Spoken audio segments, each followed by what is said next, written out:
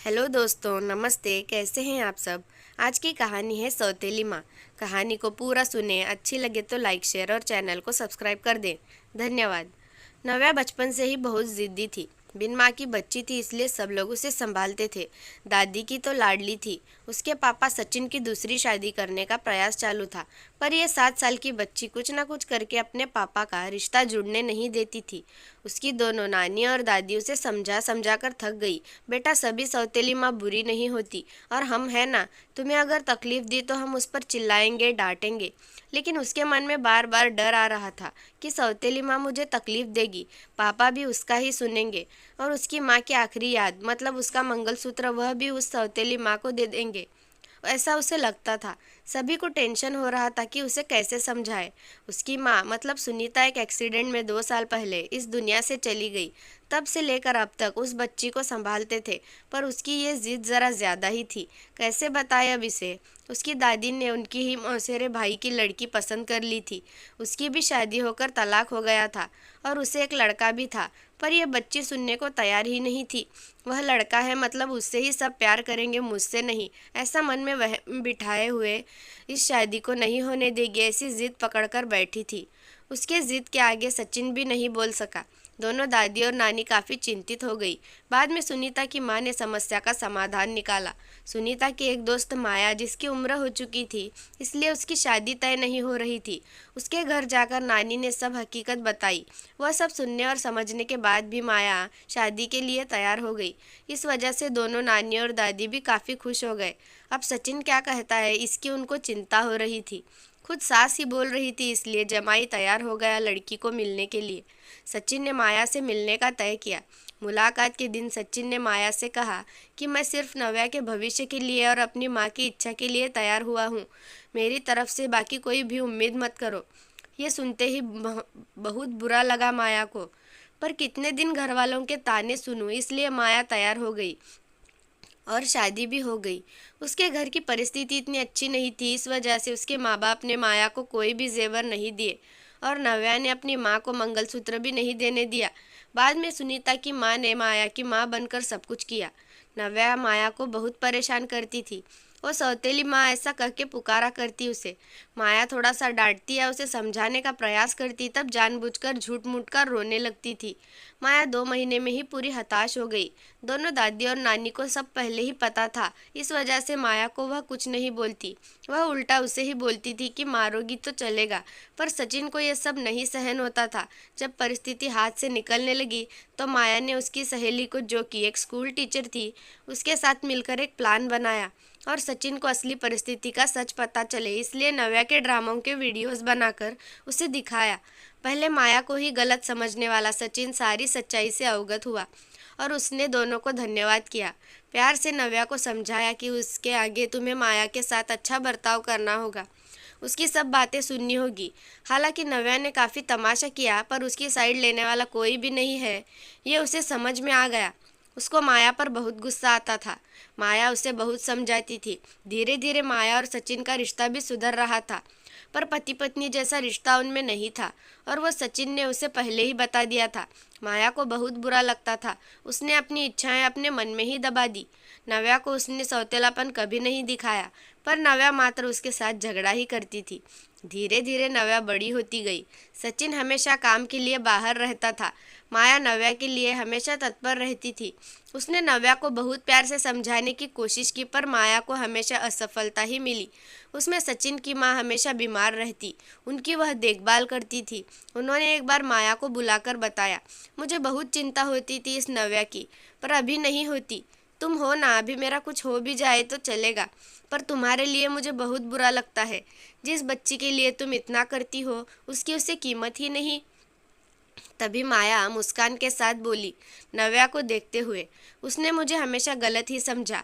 हमेशा की तरह नव्या ने माया से बहुत झगड़ा किया। सचिन के घर पर आते ही उसको सब झूठ बताया, पर उसने भी नव्या को ही सुनाया। गुस्से से नव्या ने खाना भी नहीं खाया। माया ने भी खाना नहीं खाया। नव्या को समझाने के लिए गई तो माया ने कहा, मुझे तुम्हारी माँ की जगह नहीं चाहिए, उसकी आखिरी निशानी मतलब उसका मंगलसूत्र भी नहीं चाहिए मुझे। मुझे सिर्फ तुम माँ बुलाकर पुकार लो, मेरे लिए उससे बड़ा कोई पुरस्कार नहीं। जिस दिन तुम ऐसा करोगी उस दिन मुझे ममता का गहना मिल जाएगा, वही मेरा पहला गहना होगा। पर नव्या सुनेगी तब ना, जैसा था सब वैसे ही चालू रहा। कई दिनों बाद दादी की तबीयत बिगड़ी। उन्होंने सचिन को बुलाया और कहा, माया बहुत अच्छी लड़की है, वह कभी भी भेदभाव नहीं करेगी। तुम उसको अपनी पत्नी की तरह स्वीकार कर लो। उसकी भी कोई उम्मीद होगी तुमसे, वह पूरी करो। ये आखिरी शब्द बोलकर दादी चल बसी। सचिन को माँ के वह शब्द कान में गूंज रहे थे। महीना हो गया तब भी वही शब्दों का विचार करके गैलरी में शांत बैठा था। उतने में माया ने खाना खाने के लिए आ रहे हैं ना ऐसा बोलकर बुलाने आई। सचिन के सब्र का बांध टूट गया। वह माया के गोद में सिर रखकर बहुत रोने लगा। आज 5 साल बाद पहली बार माया को सचिन ने छुआ। माया घबरा गई। उतने में नव्या वहां पर आ गई। इस वजह से वह विषय वहीं पर ख़त्म हो गया। कई दिनों बाद वापस सब नॉर्मल हो गया। दोनों ही अब शरीर से मन से नज़दीक आ गए थे। नव्या को समझ आने के बाद वह भी ज़रा अच्छा बर्ताव करने लगी। अभी उसकी 12वीं की परीक्षा थी, इसलिए माया उसके टाइम टेबल सब ठीक से संभाल रही थी। कुल मिलाकर सब अच्छा चल रहा था। ऐसे में उनकी खुशियों को नज़र लग गई। सचिन का भी एक्सीडेंट हो गया और वह गुजर गया। अभी माया और नव्या वह दोनों ही थी एक दूसरे के लिए। जो भी सेविंग थी उस पर घर चल रहा था। माया तो ग्रेजुएट नहीं थी, इस वजह से उसे नौकरी मिलने में दिक्कत आ रही थी। छोटी छोटी नौकरी करके वह घर का खर्चा चला रही थी। सचिन की सब सेविंग उसने नव्या के लिए रख दी। अब नव्या को प्यार हो गया था सुशांत नाम के एक लड़के से। इस वजह से माया ने उनका प्रेम विवाह कराने की सोची। सब लोग अच्छे हैं, नव्या भी खुश रहेगी ऐसा उसे विश्वास था। पर सुशांत की माँ खड़ूस थी। सचिन के जाने के बाद उनकी परिस्थिति भी अच्छी नहीं थी। नव्या शादी के बाद ज़्यादा गहने नहीं लाई, इसलिए ससुराल वाले उसे तकलीफ दे रहे थे। उसकी सास की सहेलियाँ घर पर आई थी नई दुल्हन से मिलने। तब नव्या की सौतेली माँ के बारे में बुरा भला बोल रही थी। सौतेली माँ है ना, इसलिए ऐसा जानबूझकर किया होगा। सब कुछ खुद के लिए रखा होगा और बेटी को लंका की पार्वती बनाकर सिर्फ मंगलसूत्र पहनाकर भेज दिया और हंसने लगी। अभी उसका खुद पर का नियंत्रण टूट गया। मेरी माँ की आखिरी याद मतलब यह मंगलसूत्र है, जो मेरी इच्छा थी कि मैं ही इसे पहनूं। ये मंगलसूत्र मेरी माँ का आशीर्वाद का हाथ है और मेरी माया माँ को बुरा भला बोलने का तुम्हें कोई भी हक नहीं है। आज वह है इसलिए मैं हूँ। उन्होंने मुझे अच्छे संस्कार दिए, डिसिप्लिन सिखाया, संयम और बड़ों का सम्मान। ये सब बातें कोई भी उम्मीद ना रखते हुए सिखाया। पापा के जाने के बाद भी उन्होंने कमाए हुए एक पैसा भी खुद पर ना खर्च करते हुए सब पैसे मुझे दिए। कभी भी सौतेलापन उन्होंने मुझे नहीं दिखाया। मेरे लिए उन्होंने खुद का बच्चा तक नहीं होने दिया। पर मुझ पागल को कभी ये समझ में नहीं आया। उन्होंने मुझे सिर्फ और सिर्फ प्यार किया। मुझसे उन्हें एक ही चीज़ चाहिए थी जो मैं कभी नहीं दे पाई। सब औरतें एकदम सोच में पड़ गई कि आखिर वह कौन सी चीज़ चाहिए थी। उन्होंने नव्या से पूछा उन्हें क्या चाहिए था। सच में बहुत महंगा गहना होगा, इसलिए तो उसने इतना एडजस्ट किया होगा। बातचीत हो रही थी तब वहाँ माया आई और औरतें खुसुर फुसुर करते हुए हंसने लगी। माया मन में डर गई। नव्या ने ऐसा क्या किया होगा, ऐसा क्या किया जो ये सब औरतें उसे देख रही है। तभी नव्या ने माया को गले लगाकर प्यार से माँ बुलाया। दोनों माँ बेटी सब भूलकर एक दूसरे की बाहों में गुम हो गई। औरतें जब कानाफूसी कर रही थी कि तभी नव्या बोली, आप सबको वह गहना देखना था ना, यही माँ बुलाकर ममता का गहना उसे चाहिए था।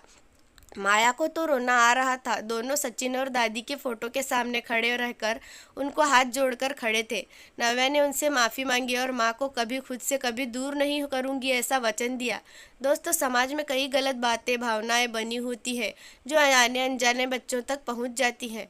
हम बच्चों के और खुद को भी इस बात को समझना होगा कि हर पुरानी बात पूरी तरह या हर किसी के लिए सच या एक समान नहीं होती। किसी एक का सच दूसरे के लिए झूठ हो सकता है। इसलिए किसी भी बात को अपने दिल या दिमाग में बिठाने से पहले उसकी सत्यता की कसौटी करना बेहद ज़रूरी है।